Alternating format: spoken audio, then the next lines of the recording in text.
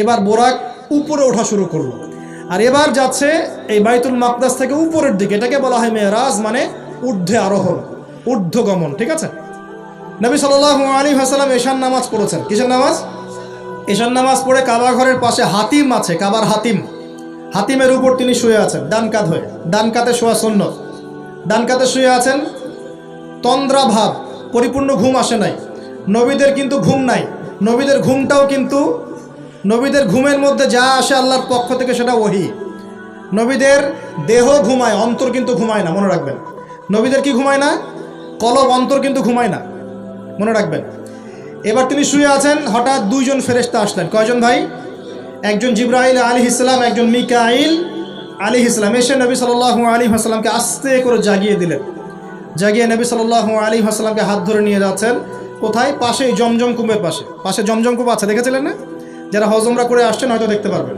এই জমজম আগের মতো তো আর নাই, একটা আইডিয়া পাবেন আর কি। জমজম কূপের পাশে নিয়ে গিয়ে নবী সাল্লাল্লাহু আলাইহি ওয়াসাল্লামকে আবার আস্তে করে শুয়ে দেওয়া হয়। এই যে পুরো ঘটনাগুলো ঘটে যাচ্ছে না, এগুলো কিন্তু মুহূর্তে ঘটে যাচ্ছে। মানে এই পুরো বিশাল ঘটনা ঘটে যাওয়ার পর দেখা যাবে ওই অজুর পানি কেবল গড়িয়ে গড়িয়ে যাচ্ছে, এখনো শেষ হয়নি। মানে সময় কে নিয়ন্ত্রণ করে? পৃথিবীর সময়ের ফ্রেম আর আল্লাহ পাকের টাইম ফ্রেম এক নয়। আল্লাহ পাকের টাইম ফ্রেম টোটালি ডিফারেন্ট, আমাদের টাইম ফ্রেম আলাদা, মনে থাকবে। এখানে কিন্তু অনেক নাস্তিক অনেক প্রশ্ন করতে পারে। এবার শুয়ে দেওয়ার পর নবী সাল্লাল্লাহু আলাইহি ওয়াসাল্লামের বুকটাকে একদম এই গলার নিচ থেকে নিয়ে যেখানে লোম উঠে নাভি, এই নাভি পর্যন্ত চিরে দেওয়া হয়েছে, জীবিত অবস্থাতেই, জীবিত অবস্থাতেই। এবার তার হার্ট, কলিজাটাকে বের করা হয়েছে। এই প্রথম ওপেন হার্ট সার্জারি নাম শুনেছেন কিনা? যে ওপেন হার্ট সার্জারি হচ্ছে। এবার এই কলিজাটাকে প্রথমে জমজমের পানি দিয়ে ধোয়া হয়েছে। কিসের পানি? জমজমের পানির মধ্যে শেফা আছে।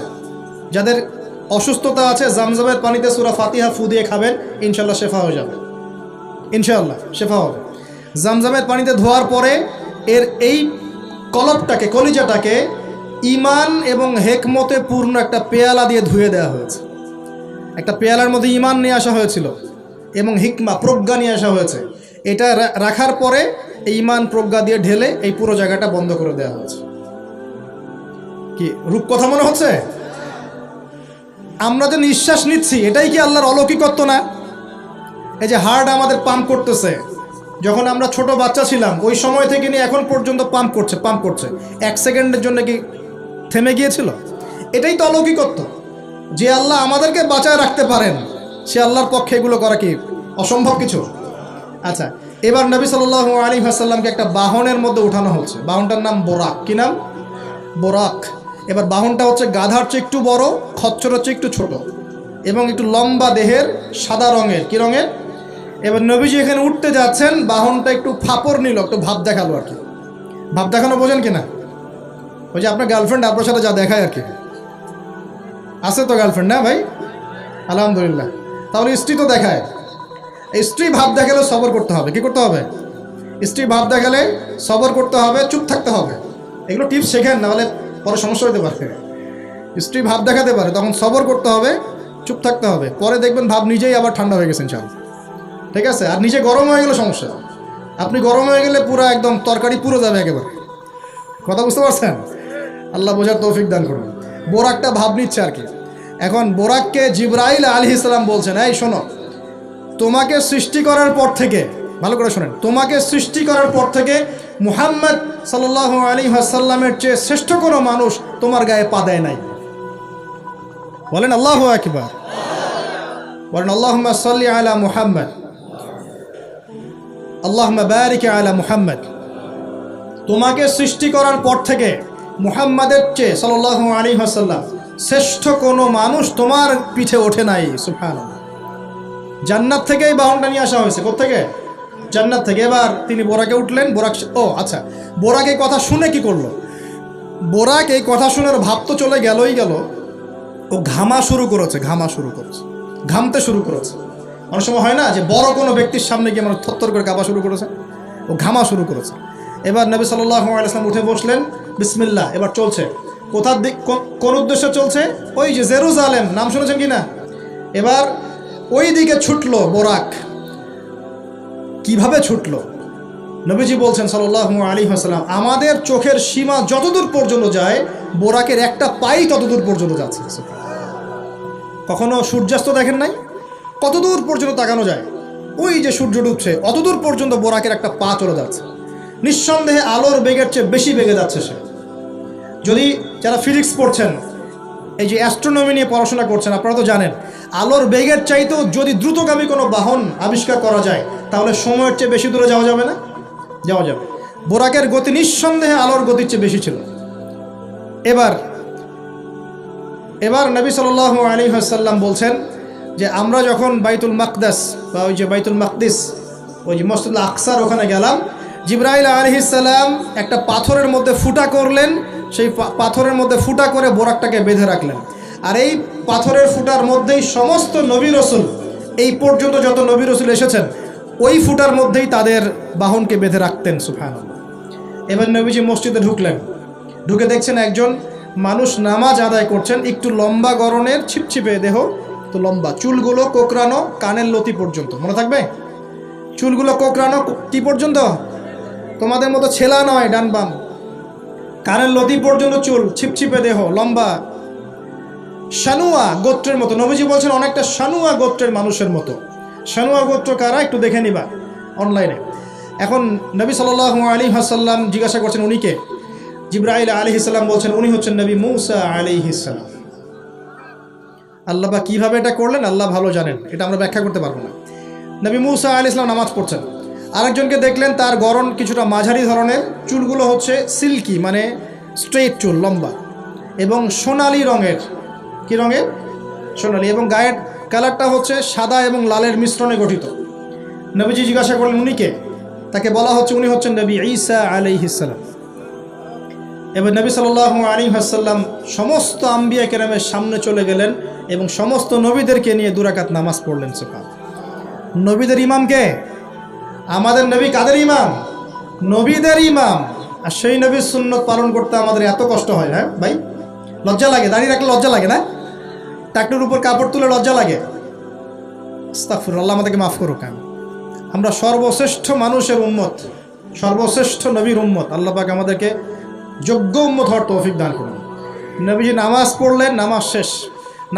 আরেকটা কথা, আরেকজনকে নবীজি দেখলেন, তার অবয়ব সম্পর্কে তিনি বলছেন দেখতে হুবাহু আমার মতোই। নবীজি বলছেন দেখতে হুবাহু আমার মতোই। জিজ্ঞাসা করলেন তিনি কে? জিবরাইল আলাইহিস সালাম বলছেন তিনি হচ্ছেন নবীগণের পিতা ইব্রাহিম আলাইহিস সালাম। ইব্রাহিম আলাইহিস সালামের দেহের গঠন, চেহারা একদম আমাদের নবীর মতো ছিল। সুবহানাল্লাহ।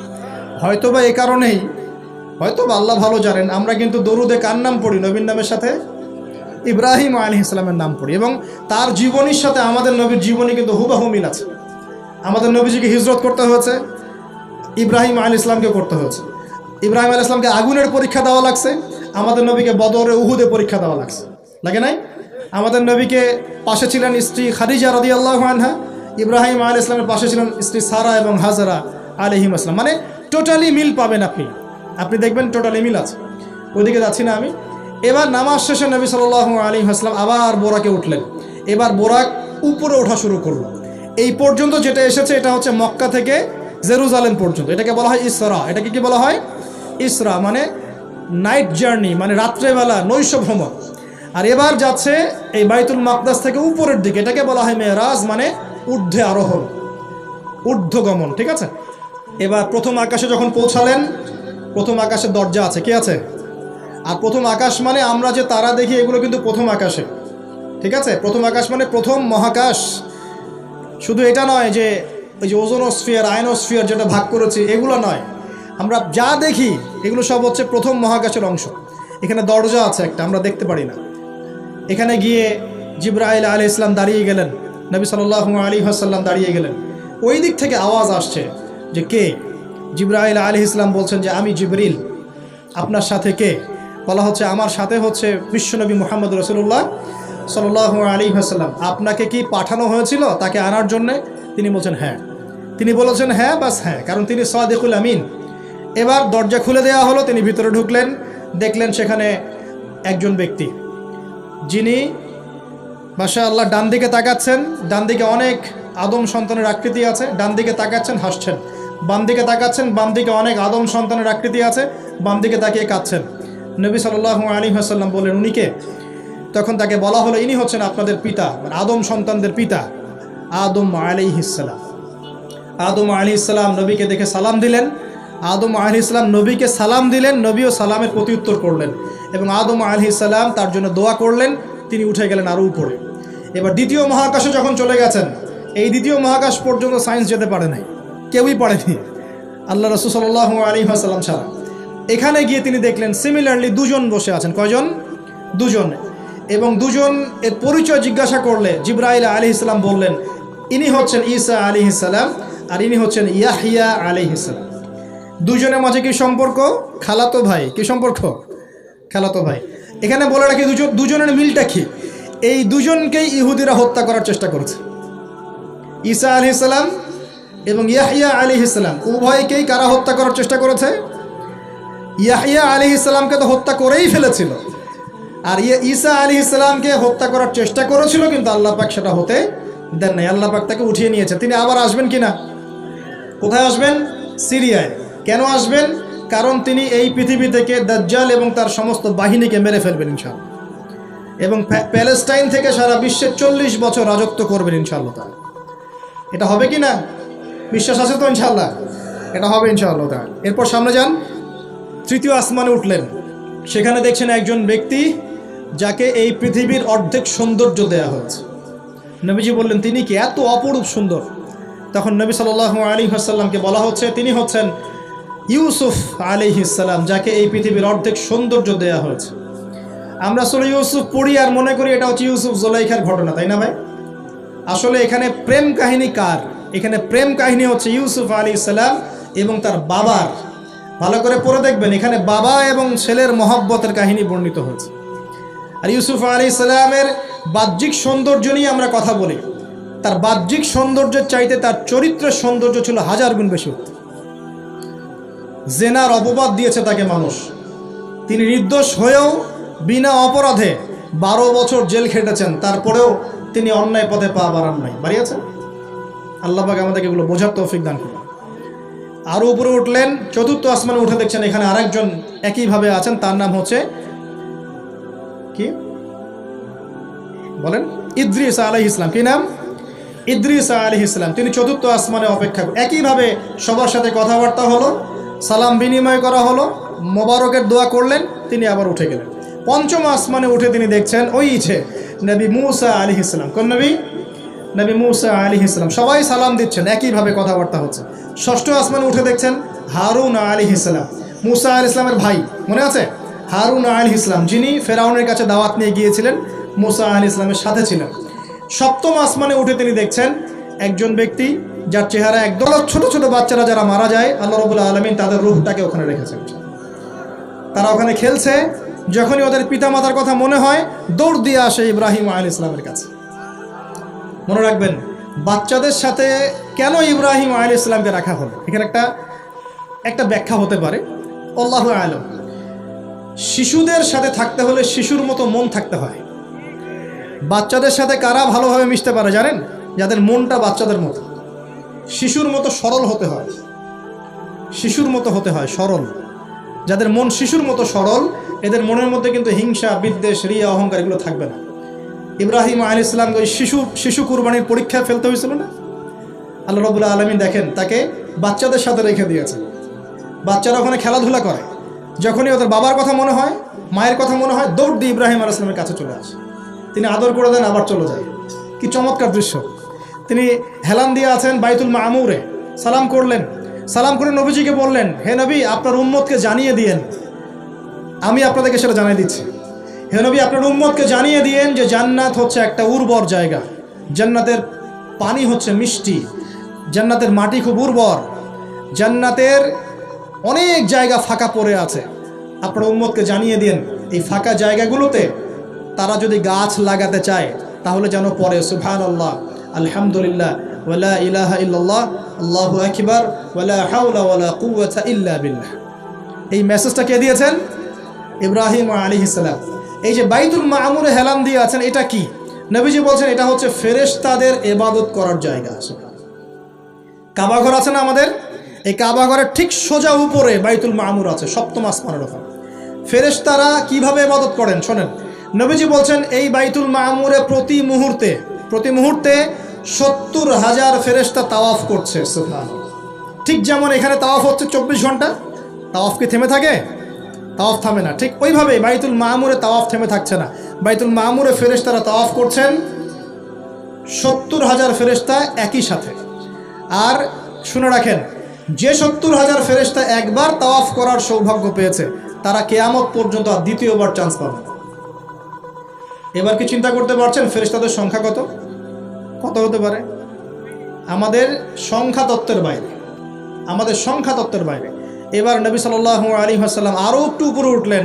এই জায়গার নাম সিদরাতুল মুনতাহা। কি নাম? সিদরাতুল মুনতাহা। এটা হচ্ছে একটা বড়ই গাছ দেখেছেন তো? এটা নবীজি বলছেন এত চমৎকার এই বড়ই গাছ, এর মধ্যে এত বেশি রং ছিল যে রংগুলোকে আমি ব্যাখ্যা করতে পারবো না। এর পাতাগুলো ছিল হাতির কানের মতো এবং এর ফলগুলো ছিল মটকার মতো বড় বড় এক একটা, এবং এর মধ্যে প্রজাপতি বসেছিল। এই প্রজাপতিগুলোর রং এত চমৎকার যেগুলো আমাদের পৃথিবীর রঙের মতো নয়। মানে এগুলো ব্যাখ্যা করার মতো শব্দ আমাদের কাছে নাই। অ্যামেজিং। এটা কোন জায়গা? আমাদের সবার রুহগুলো যেখানে উঠে যায়। এটা কোন জায়গা? আমাদের সবার নেক আমলগুলো যেখানে উঠে যায়।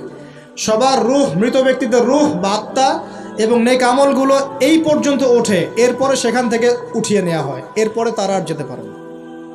একইভাবে উপর থেকে আল্লাহ পাকের কোনো আদেশ আসলে এই সিদরাতুল মুনতাহা পর্যন্ত আসে, এরপর সেখান থেকে নিয়ে আসা হয়। আমি কি বুঝতে পারছি? এই হলো সিদরাতুল মুনতাহা, যেটা ফেরেশতাদের শেষ সীমা। এরপরে ফেরেশতারা আর যেতে পারবেন না। আল্লাহ পাকের নিকটবর্তী ফেরেশতারা ছাড়া নর্মাল যারা, তারা ওখানে যেতে পারবে। নর্মাল মানে বলছি যারা এমনি অন্যান্য দায়িত্বে আছেন তারা সেখানে যেতে পারবেন না। এই পর্যন্ত লাস্ট ওই যে লাইন থাকে না, ডেডলাইন, এটা ডেডলাইন, এরপর যেতে পারবে। এবার আমাদের নবীকে এখানে বাহন চেঞ্জ করে দেওয়া হলো, অন্য একটা বাহন আরও দ্রুতগামী তাকে দেওয়া হলো। এই বাহনে করে নবীজি একদম আলো পর্দা ভেদ করে উপরে উঠছেন। সুবহানাল্লাহ। আল্লাহ পাকের একদম কাছাকাছি আসছেন। কাছাকাছি আসার পর তিনি বলছেন, আমি তখন শুনতে পেলাম যে আল্লাহ পাকের নিকটস্থ ফেরেশতা যারা আল্লাহর আদেশ লিখে রাখেন, তারা কলম দিয়ে লিখছে আল্লাহর আদেশ। এই কলমের লিখার খসখস শব্দ আমি শুনতে পেলাম। সুবহানাল্লাহ, আল্লাহু আকবার। এবার আল্লাহ রাব্বুল আলামিন তাকে কাছে নিয়ে, শোনেন প্রিয় ভাই, উম্মতে মুহাম্মাদি শুনে রাখো, আল্লাহ পাক 3টা স্পেশাল ওহী করলেন। কয়টা ভাই? 3টা। অন্যান্য অনেক কথা তো হয়েছে, সেগুলো তো আমরা হাদিসের মধ্যে আমরা ডিটেলস বলতে পারছি না, সময় শর্ট। 3টে স্পেশাল ওহী আল্লাহ রাব্বুল আলামিন করেছেন। তার প্রথমটা হচ্ছে নবী সাল্লাল্লাহু আলাইহি ওয়াসাল্লামকে এই জায়গায় 50 ওয়াক্ত নামাজ হাদিয়া গিফট দেওয়া হবে। কত ওয়াক্ত? এবার নবীজি 50 ওয়াক্ত নিয়ে চলে আসছেন। পরের দুইটা পরে বলছি। 50 ওয়াক্ত নিয়ে চলে আসছেন। আসার সময় এই যে 6ষ্ঠ আসমানে, 5ম আসমানে কার সাথে দেখা? মুসা। কে আমাকে করছে? মুসা আলাইহিস সালাম। তিনি বলছেন, আল্লাহ পাক কি দিয়েছেন আপনাকে হাদিয়া? নবী সাল্লাল্লাহু আলাইহি ওয়াসাল্লাম বলছেন 50 ওয়াক্ত নামাজ। কত ওয়াক্ত? 50 ওয়াক্ত। নবী এবার মুসা আলাইহিস সালাম বলছেন, আমার উম্মতকে 2 ওয়াক্ত নামাজ দেওয়া হয়েছে, সেটাই আমার উম্মত আদায় করতে পারে নাই। 50 ওয়াক্ত নামাজ আপনার উম্মত পারবে না, আপনি কমাই নিয়ে আসেন, যান।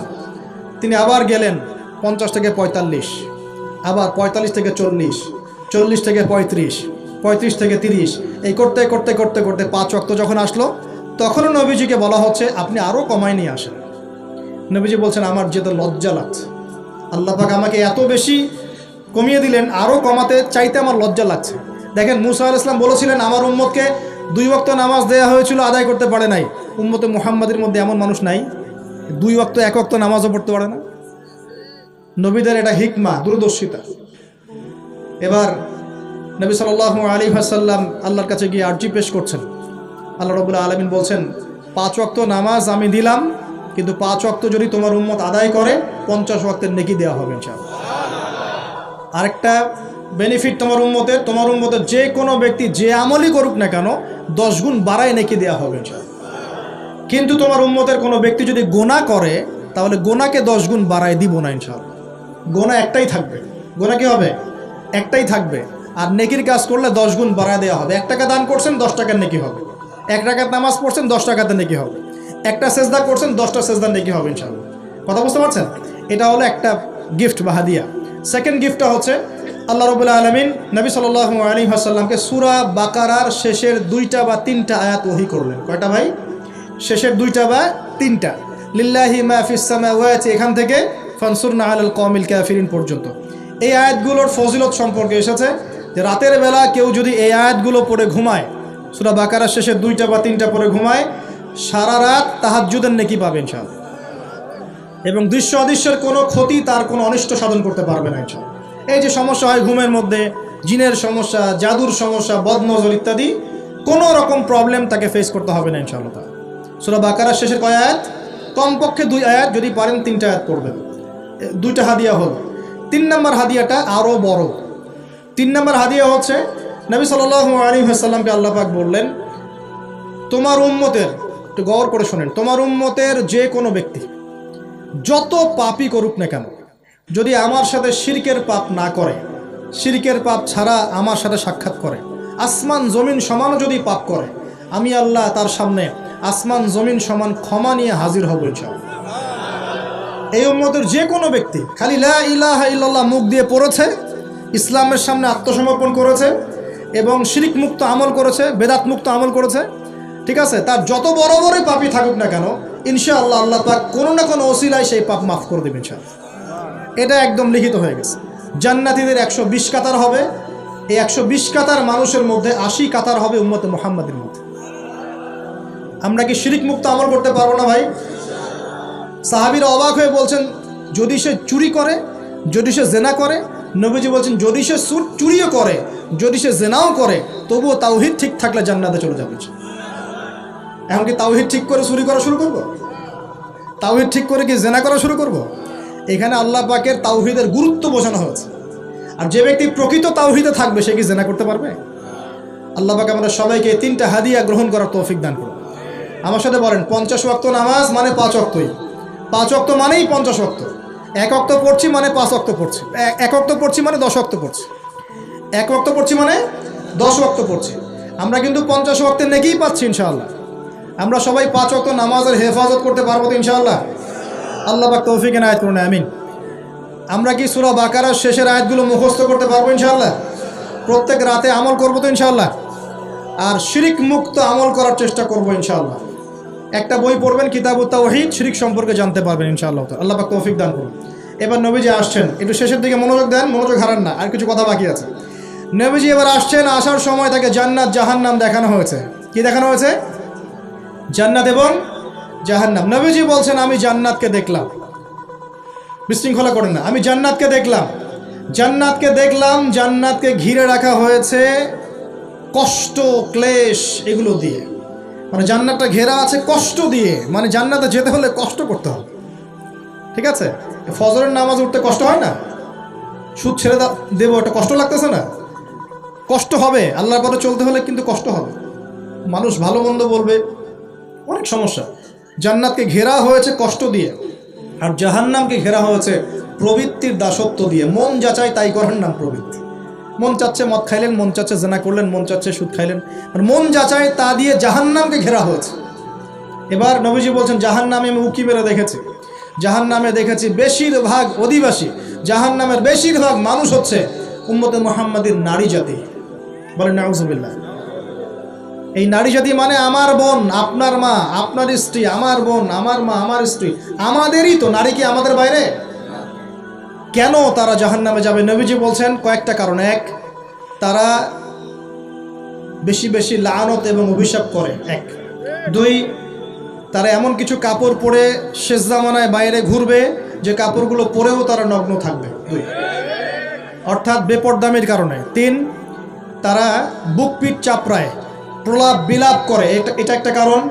4, তারা স্বামীর সাথে কখনো কখনো কুফরি করে। কেমন? স্বামী সারা জীবন যদি তাদের ভরণ পোষণ ভালোবাসা দিয়ে যায়, কোনো একদিন যদি কোনো সমস্যা সৃষ্টি হয়, বলবে যে সারা জীবন তোমার কাছে কিছুই পাইলাম না। এই সব কিছুর ঊর্ধ্বে একটা কারণ আছে।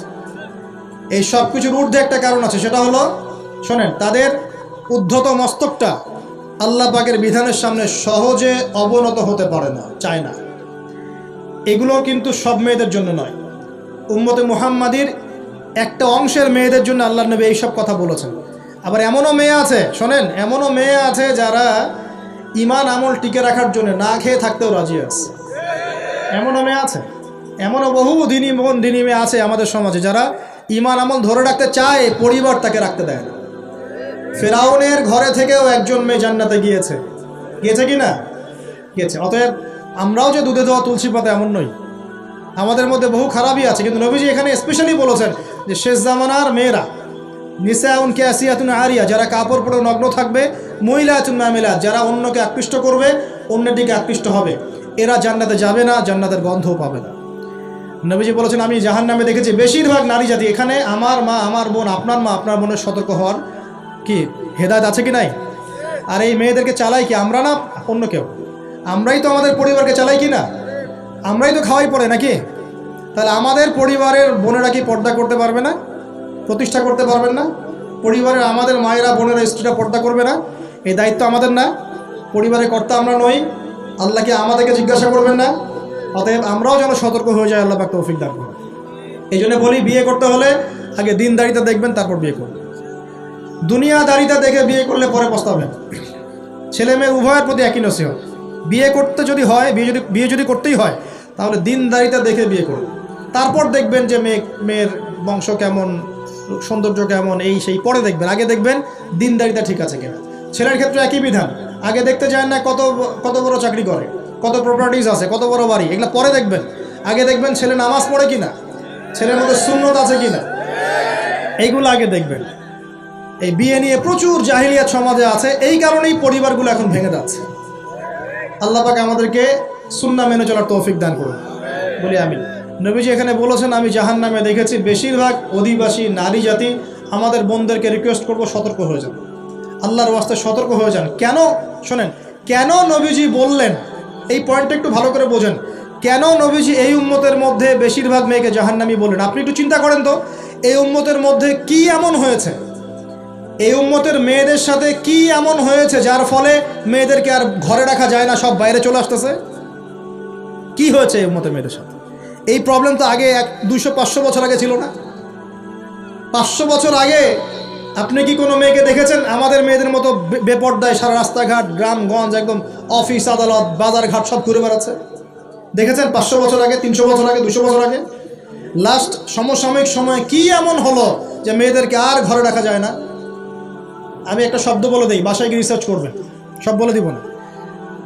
লাস্ট 100-200-300 বছরে একটা মুভমেন্ট, একটা আদর্শ ছড়িয়ে পড়েছে বিশ্বের বুকে, তার নাম হলো ফেমিনিস্ট রেভলিউশন। মনে থাকবে, ফেমিনিস্ট রেভলিউশন। এটা নিয়ে ঘাটাঘাটি করেন, বুঝতে পারবেন কেন জাহান্নামের বেশিরভাগ অধিবাসী জাহান্নামে যাবে, নারীরা কেন জাহান্নামে যাবে বেশি বেশি। এই মুভমেন্টটা নিয়ে পড়াশোনা করলেই বুঝতে পারবেন। আল্লাহ পাক আমাদেরকে বোঝার তৌফিক দান করুন, অন্তরের চোখ খোলার তৌফিক দান করুন। নবীজি আরও বলছেন আমি জাহান্নামে গেলাম, জাহান্নাম আমাকে দেখানো হলো এবং সেখানে আমি একজন ফেরেশতাকে দেখলাম। কি দেখলাম? এই ফেরেশতা আমাকে দেখে হাসে নাই। সবাই মনোযোগ দেন, মেরাজের রাতের সবাই নবী সাল্লাল্লাহু আলাইহি ওয়াসাল্লামের সাথে হাসি মুখে সাক্ষাৎ করেছেন এই ফেরেশতা বাদ দিয়ে। নবীজি বললেন জিবরাইল আলাইহিস সালামকে, সে এত গম্ভীর কেন, তার চেহারা হাসি নাই কেন? জিবরাইল আলাইহিস সালাম বলছেন যখন থেকে আল্লাহ পাক তাকে জাহান্নামের দায়িত্ব দিয়েছেন, যেদিন থেকে আল্লাহ পাক এই ফেরেশতাকে জাহান্নামের দায়িত্ব দিয়েছেন, ওই দিন থেকে তার চেহারার হাসি চলে গেছে। আর কিছু বলতে হবে? কেন হাসি চলে গেল? খুশিতে? জাহান্নামে আল্লাহ পাকের আযাব এবং এই আযাবের দায়িত্ব পালন করতে গিয়ে তার চেহারা থেকে হাসি চলে গেছে। নাউযুবিল্লাহ। নবীজি জানালেন তার নাম হচ্ছে মালিক। কি নাম? মালিক। আমরা দোয়া করি আমরা যেন তার সাক্ষাৎ না পাই, আমরা দোয়া করি আমরা যেন তার সাক্ষাৎ না পাই, আমিন। এবার নবী সাল্লাল্লাহু আলাইহি ওয়াসাল্লাম আসছেন, আসার সময় সুঘ্রাণ পাচ্ছেন, সুঘ্রাণ। ও একটা কথা বলি নাই, জান্নাতে তিনি যখন দেখলেন, সেখানে দেখলেন যে এখানে বেশিরভাগ অধিবাসী হচ্ছে এই উম্মতের গরিব মানুষরা। এই উম্মতে কারা? গরিব মানুষ, টাকা পয়সা কম, এত হিসাব কিতাব নাই, তো 5 ওয়াক্ত নামাজ পড়ে, রোজা রাখে, সাধ্যমতো দান সদকা করে, সত্য কথা বলে, জান্নাতে চলে যাবেন ইনশাআল্লাহ। গরিবদের 500 বছর আগে, কত বছর আগে? তার মানে এই উম্মতের যদি কেউ গরিব হয়ে থাকি আমরা, কষ্টের কিছু আছে? ইনশাআল্লাহ কষ্টের কিছু নাই। তারপর নবীজি আসছেন, তিনি বলছেন যে আমি একটা মিষ্টি জান্নাতি সুঘ্রাণ পেলাম। আমি জিজ্ঞাসা করলাম এটা কোত্থেকে আসছে? তখন জিবরাইল আলাইহিস সালাম বললেন, এই ঘ্রাণ আসছে ফেরাউনের মেয়ের চুল আঁচড়ে দিত একজন দাসী। হঠাৎ একদিন চিরুনি পড়ে গেল হাত থেকে, সে বিসমিল্লাহ বলে চিরুনি উঠিয়েছে, আর দাসী শুনে নিয়েছে বিসমিল্লাহ মানে কি, আল্লাহর নামে মানে কি, তোমার কি ফেরাউন আমার বাবা ছাড়া আরও কোনো ইলাহা আছে নাকি? তখন সেই মহিলা বলেছিল, হ্যাঁ আমি এক আল্লাহর ইবাদত করি, ফেরাউনেরও রব হচ্ছে আমার আল্লাহ। এই অপরাধে তাকে ফেরাউন বড় আগুনের কুণ্ডলি খুঁড়ে তাকে ওখানে নামিয়ে দিয়েছিল, এবং তার 3টা কি 4টা বাচ্চা ছিল, এই সব বাচ্চাগুলোকে তার চোখের সামনে পুড়িয়ে মেরেছে। শেষে একটা বাচ্চা ছিল কোলের বাচ্চা, এই বাচ্চাকে নিয়ে সে লাফ দিবে, তাকে বাধ্য করা হচ্ছে, সে তো নিজে মরতে রাজি, কিন্তু বাচ্চাটা মায়া লাগবে না, সে বাচ্চাকে নিয়ে লাফ দিতে চাচ্ছে না। তখন আল্লাহ পাক ওই বাচ্চার জবানে আল্লাহর কুদরত, আল্লাহর মোজেজা চালু করে দিলেন। ওই বাচ্চা কথা বলা শুরু করল। ওই বাচ্চা বলল, হে আম্মা ইসবিরি ইয়া উম্মা, হে আমার মা সবর করো, ফাইন্না মাউইদুনা আল জান্নাহ, আমাদের জন্য আল্লাহ পাক জান্নাত রেখেছেন। আলহামদুলিল্লাহ, লাভ দিয়ে জান্নাত। ওই যে ফেরাউনের স্ত্রী বলা ঠিক না এখানে, ফেরাউনের ওই দাসী যে চুল আশ্রয় দিত, আসিয়া, যার নাম বলা হয় কোনো কোনো জায়গায় আসিয়া, এবং তার সন্তানদেরকে যেখানে দাফন করা হয়েছে ওখান থেকে জান্নাতের ঘ্রাণ আসছে। কে পেলেন এই ঘ্রাণ? রাসূলুল্লাহ সাল্লাল্লাহু আলাইহি ওয়াসাল্লাম। এবার তিনি চলে আসছেন, এসে কাবা ঘরের হাতিমে আবার এসে সেখানে আসলেন, এখানে বিমর্ষ মুখে বসে আছেন। কেন মন খারাপ? যে আমি যদি এই ঘটনা যদি কালকে এখন সকালে সবাইকে বলা শুরু করি, সবাই তো আমাকে এখন কি বলবে? মিথ্যাবাদী, এমনিই তো মিথ্যাবাদী বলছে, এখন এই ঘটনা আবার বিশ্বাস করবে কিনা। এখন সকালবেলা আবু জেহেল আসছে, এসে বলছে যে কি নতুন কিছু ঘটনা ঘটছে নাকি, নতুন কোনো ঘটনা আছে নাকি, টিটকারি করলো আর কি। রাসূল সাল্লাল্লাহু আলাইহি ওয়াসাল্লাম বলছেন, আমি গতকালকে আকসায় গিয়েছিলাম। এখন আবু জেহেল বলছে, ও আচ্ছা চমৎকার, আকসায় গিয়েছিলেন, তাই নাকি, আর কি করেছো? তো যে আমি এই ঘটনা ঘটেছে আমার সাথে। তখন সবাইকে সে ঢোল পিটায় নিয়ে আসলো, আরে আসো আসো, মুহাম্মদ কি বলে শোনো, দেখো কি বলে, তো পাগল হয়ে গেছে। নাউজুবিল্লাহ। বলছে আকসায় গিয়েছিলে, বলো তো আকসায় কি কি আছে? সুবহানাল্লাহ, আল্লাহ রাব্বুল আলামিন, এখন যেমন ভিডিও দেখি না আমরা, এইভাবে আল্লাহ রাব্বুল আলামিন মসজিদুল আকসাকে নবীর সামনে তুলে ধরলেন, সামনে এসে। এবং নবী সাল্লাল্লাহু আলাইহি ওয়াসাল্লাম দেখে দেখে বলছেন আকসায় কয়টা দরজা আছে, কয়টা জান্নাত আছে, পূর্ব দিকে কি আছে, পশ্চিম দিকে কি আছে, সিঁড়ি কয়টা, সব বলে দিলেন মাশাআল্লাহ। এরপর আবু বকর সিদ্দিকের সামনে একজন কাফের গিয়ে বলছে, জানো মুহাম্মদ কি বলেছে? মুহাম্মদ এই কথা বলেছে। আবু বকর সিদ্দিক তখন বলছেন যে আমি তো এর চাইতেও কঠিন কথা বিশ্বাস করি। এখন এর মাঝখানে আর কয়েকটা কথা হয়েছে, আমাদের নবী পরে হাদিসে জানিয়েছেন, এগুলো বলে শেষ করছে। নবীজি বলছেন, আমি যখন মেরাজের রাতে গিয়েছি, আমাকে আল্লাহ পাক কিছু আযাব দেখিয়েছেন। কি দেখেছেন ভাই? আমরা দোয়া করি আল্লাহ পাক এই আযাবগুলো থেকে আমাদেরকে বাঁচান, এবং যে পাপের কারণে এই আযাব হয় সে পাপ থেকে আমাদেরকে বাঁচান। বলেন আমিন। আর একটা কথা বলে রাখি, যেহেতু নবীকে এই আযাবগুলো দেখানো হয়েছে, অন্য কোনো নবীকে কিন্তু দেখানো হয় নাই। কাকে দেখানো হয়েছে? আমাদের নবীকে। তার মানে এই পাপগুলো এবং এই আযাব আমাদের উম্মতের মধ্যেই বেশি থাকবে। বুঝতে পারছেন না মনে হয়? এই আযাব এবং পাপগুলো কি অন্য কোনো নবীকে দেখানো হয়েছে? আমাদের নবীকে দেখানোর কারণ কি? কারণ আপনার উম্মতের মধ্যে এই পাপগুলো ছড়াবে বেশি, এবং আপনার উম্মতের একটা অংশ এই আযাবগুলো ভোগ করবে। কি আযাব? নবীজি যাচ্ছেন, দেখছেন, যুবকরা শুনো ভালো করে, নবীজি দেখছেন একটা চুলা, কি ভাই, তন্দুর রুটি দেখেছেন যে চুলায় রান্না করে, ঠিক ওই রকম শব্দই হাদিস এসেছে, তান্দুর। এই চুলা এমন চুলা যার মাথাটা হচ্ছে সরু, নিচের দিকটা মোটা, নিচে আগুন জ্বলছে, ভিতরে কিছু মানুষ আছে, নিচ থেকে আগুনের দাবদাহ আসছে। যখনই আগুন আসছে জাহান্নামের, তখন তারা ধাউ ধাউ করে উপরে উঠছে, আবার যখন আগুন নেমে যায় তখন তারা নিচে নেমে যায়।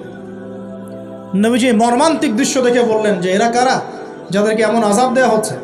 জিবরাইল আলাইহিস সালাম বললেন, যুবক ভাই শোনেন ভালো করে, জিবরাইল আলাইহিস সালাম বললেন, এরা হচ্ছে আপনার উম্মতের সেই সব ব্যক্তি যারা বিবাহ বহির্ভূত জিনা করেছিলেন। এই পাপটা মারাত্মক। আল্লাহ পাক আমাদের সবাইকে পাপ থেকে ফিরে আসার তৌফিক দান করুন, এবং এই পাপ যদি করে থাকেন হতাশ হবেন না, তওবা করে আজকেই ফিরে আসবেন। তওবা করলে আল্লাহ পাক যে কোনো পাপ মাফ করে দেবেন ইনশাআল্লাহ। যে কোনো পাপ তওবা খাস করতে হবে, কোনোদিন এই পাপে লিপ্ত হওয়া যাবে না। এই যে গত 3-4 দিন আগে একটা দিবস চলে গেল না, লক্ষ লক্ষ কোটি কোটি যুবক যুবতী পাপ করেছে, করে নাই? আর আমরা উস্কে দিয়েছিলাম, কাছে আসার গল্প, অমুক তমুক, হাবি জাবি, কত কথা। আর এদের স্লোগানগুলো এত চটকদার, খুব মজা লাগে, খুব মজা, মুখরোচকভাবে উপস্থাপন করে। আল্লাহ পাকের কাছে আসার গল্প করা যায় না, রাসূলের কাছে আসার গল্প করা যায় না। আসলে এখনকার মিডিয়াগুলো এতটাই নির্লজ্জ হয়ে গেছে। কেন বলছি শোনেন, ইসলামের সাথে শত্রুতা তো আছেই, কোনো দিনও আল্লাহর কাছে আত্মসমর্পণ করা লাগে এমন কোনো ওয়ার্ডও বলবে না। টাইটেল দিবে ভূমিকম্পের কাছে মানুষ কত অসহায়, টাইটেল দিয়েছে একটা। প্রাকৃতিক বিপর্যয়ের সামনে মানুষ কত অসহায়, প্রকৃতির কাছে মানুষ কত অসহায়, এইসব টাইটেল দিয়ে ভিডিও দিচ্ছে। ওই যে ভূমিকম্প ইস্যুতে একটাবারও বললো না যে এই আল্লাহ পাকের কাছে, আল্লাহর শক্তির সামনে মানুষ কত অসহায়। ওই শব্দ ব্যবহার করা যাবে না। ওই শব্দ ব্যবহার করলে আপনি মৌলবাদী হয়ে যাবেন। যে প্রকৃতিটা কি? প্রকৃতি কে? প্রকৃতি কাকে বলে? কত প্রকার? প্রকৃতির স্রষ্টা কে? প্রকৃতি কে নিয়ন্ত্রণ করছে? ভূমিকম্পের কোনো ক্ষমতা আছে না? ভূমিকম্প যে দেয় তার ক্ষমতা আছে। এই সাগরের কোনো ক্ষমতা আছে? সাগরে যে জলোচ্ছ্বাস দেয় তার ক্ষমতা আছে। এই মাটিটাকে স্থির কে রেখেছে? এখন আমরা তো এখনও মহাবিশ্বে ঘুরছি না? এই যে ওয়াজ করছি যখন আমরা, এখনও পৃথিবীটা ঘুরছে। আমরা কি বুঝতে পারছি কে পৃথিবীকে স্থির রাখলো? কেউ বলবে না যে আল্লাহর আযাবের সামনে মানুষ কত অসহায়। হ্যাঁ, বলবে প্রকৃতির সামনে মানুষ কত অসহায়, ভূমিকম্পের সামনে মানুষ কত অসহায়। মানে এমন চটকদার কিছু শব্দ দিবে, এই শব্দগুলো আপনাকে চিনিয়ে দিবে যে কারা আল্লাহর বাহিনী, কারা আল্লাহর দুশমনের বাহিনীর মধ্যে আছে। তো এখানে যুবকদেরকে উৎসাহিত করা হয়েছে না জেনার জন্যে। আর নবী সাল্লাল্লাহু আলাইহি ওয়াসাল্লামকে কেন দেখানো হলো? কারণ তার উম্মতের মধ্যে জেনার পাপ ছড়িয়ে পড়বে বেশি। কিসের মধ্যে? চুলার মধ্যে শাস্তি দেওয়া হচ্ছে, চুলায় শাস্তি দেওয়া হচ্ছে। নবীজি বলছেন তাদের ভিতর থেকে এত দুর্গন্ধ বের হচ্ছিল যেন মনে হচ্ছিল যে কোনো পাবলিক টয়লেটের পাশ দিয়ে আমরা যাচ্ছিলাম। প্রিয় ভাই, আল্লাহর ওয়াস্তে জেনার ধার কাছেও যায় না। আল্লাহ পাক বলেছেন ওয়ালা তাকরাবু জিনা, জেনার কাছেও যেও না। তো এক নাম্বার শাস্তি কি রেখেছেন নবী সাল্লাল্লাহু আলাইহি ওয়াসাল্লাম? কিসের শাস্তি? তন্দুর চুলার মধ্যে আগুনের শাস্তি। কিসের পাপের কারণে? বলেন, জেনা। এই উম্মতে মুহাম্মাদের মধ্যে জেনা ছড়িয়ে পড়েছে কিনা? এখন আমরা কি এই স্রোতে গা ভাসাবো না দূরে থাকবো? আমরা হালাল উপার্জনের সোর্স তৈরি করব, করে হালাল বিয়ে করবো ইনশাআল্লাহ। হালাল উপার্জনের মাধ্যম তৈরি করবেন, করে বিয়ে করবেন ইনশাআল্লাহ। বিয়ের আগে কোনো পীড়িত নাই, সব পীড়িত বিয়ের পরে ইনশাআল্লাহ পারা যাবে ইনশাআল্লাহ। আর সব আগে ভাগে খেয়ে শেষ করে ফেললে পরে খাবেন কি? তাই না বিষয়টা? আচ্ছা, এবার সামনে যাই। নবী সাল্লাল্লাহু আলাইহি ওয়াসাল্লাম সামনে গেলেন, গিয়ে দেখলেন, এবার দেখলেন কিছু মানুষ বসে আছে, সামনে আছে টাটকা তরতাজা গোশত, একদম ধোঁয়া উঠতেছে, একদম মনে করেন ওই কালা ভুনার মতো। আর পাশে রাখা আছে পচা, নোংরা, আবর্জনাময় গোশত। এই মানুষগুলো ভালো গোশত খাচ্ছে না, এই মানুষগুলোই পচা গোশতগুলোই খাচ্ছে, দুর্গন্ধযুক্ত। নবীজি বললেন এরা কারা? নবী সাল্লাল্লাহু আলাইহি ওয়াসাল্লামকে বলা হচ্ছে এরা আপনার উম্মতের সেই সব ব্যক্তি যারা বিবাহিত, ভালো করে শোনেন, এরা আপনার উম্মতের সেই সব ব্যক্তি যারা বিবাহ বহির্ভূত সম্পর্ক করেছে। মানে বিয়ে করার পরেও, বাসায় স্ত্রী থাকার পরেও বাইরে জেনা করেছে, বাসায় স্বামী থাকার পরেও বাইরে জেনা করেছে। এখন আমাকে বলেন তো, উম্মতে মুহাম্মাদের মধ্যে সমকালীন সময় এই ফিতনাটা ছড়িয়ে পড়ে নাই? পরকীয়া ছড়িয়ে পড়ে নাই? এটা হলো পরকীয়ার স্পেশাল শাস্তি। কারণ পবিত্র হালাল ফ্রেশ জিনিস ওদের ঘরে ছিল, খাইতে ভালো লাগে না, ওদের নোংরা পচা জিনিস খেতে ভালো লেগেছে। আল্লাহ পাক কিয়ামতের মাঠেও ওই এবং বারজাখের জীবনেও ওই একই শাস্তি দিবেন ইনশাআল্লাহ। আর এখন তো মিডিয়ার মধ্য দিয়ে এই যে বিভিন্ন সিরিয়ালস, নাটক, হাবি জাবি, এগুলোর মধ্য দিয়ে এটাকে উস্কে দেওয়া হচ্ছে, এটাকে অ্যাভেলেবেল করে ফেলা হয়েছে। আর যারা বড় বড় শহরে থাকে এগুলো তো ফিতনা আরও বেশি। আল্লাহ পাক আমাদের মা বোনদেরকে বোঝার তৌফিক দান করুন, আর আমাদের ভাইদেরকেও বোঝার তৌফিক দান করুন। আমাদের সবাইকে আল্লাহ পাক পরকীয়ার মতো নোংরা পাপ থেকে হেফাজত করুন, বিবাহ বহির্ভূত সম্পর্ক থেকে হেফাজত করুন। আরও সামনে যান, নবীজি দেখলেন এবার একটা রক্তের নদী। কিসের নদী ভাই?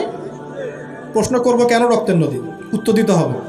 ওই রক্তের নদীতে আল্লাহ পাক কিছু মানুষকে রেখেছেন, ফেরেশতারা পাথর দিয়ে তাদের মাথা ফাটিয়ে দিচ্ছে, পাথর ছিটকে অন্য জায়গায় চলে যাচ্ছে, পাথর নিয়ে আসার মুহূর্তের মধ্যেই মাথা আবার জোড়া লেগে যাচ্ছে, আবার পাথর দিয়ে মাথা ফাটিয়ে দেওয়া হচ্ছে, আবার পাথর ছিটকে চলে যাচ্ছে। নবীজি জিজ্ঞাসা করলেন এরা কারা যাদেরকে শাস্তি দেওয়া হচ্ছে? নবী সাল্লাল্লাহু আলাইহি ওয়াসাল্লামকে জিবরাইল আলাইহিস সালাম বললেন এরা আপনার উম্মতের সেই সব ব্যক্তি যারা সুদখোর ছিল। কি ছিল? এখন বলেন রক্তের নদী কেন? বলেন, উত্তর দেন দেখি, কে বলতে পারবেন? বিসমিল্লাহ।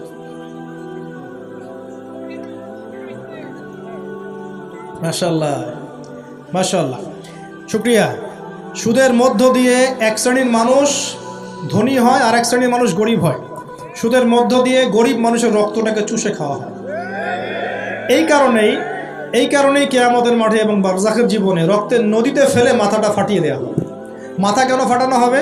এই মাথা দিয়ে শয়তানি বুদ্ধিটা বের করেছিল যে ইন্নামাল বাইউ মিসলুর রিবা, সুদ হচ্ছে ব্যবসার মতোই। এই শয়তানি কোত্থেকে বের হয়েছে? এই মাথা থেকে। এই কোন মাথা পাঠায় দেওয়া হবে। আল্লাহ পাকের শাস্তি খুব নিপুণ। আমি একটু চিন্তা করার চেষ্টা করেছিলাম আজকে কেন এই শাস্তিগুলো এইভাবে আসবে। আল্লাহু আ'লাম বিসওয়াব, আল্লাহ ভালো জানেন। তবে আমাদের কাছে এটা মনে হয়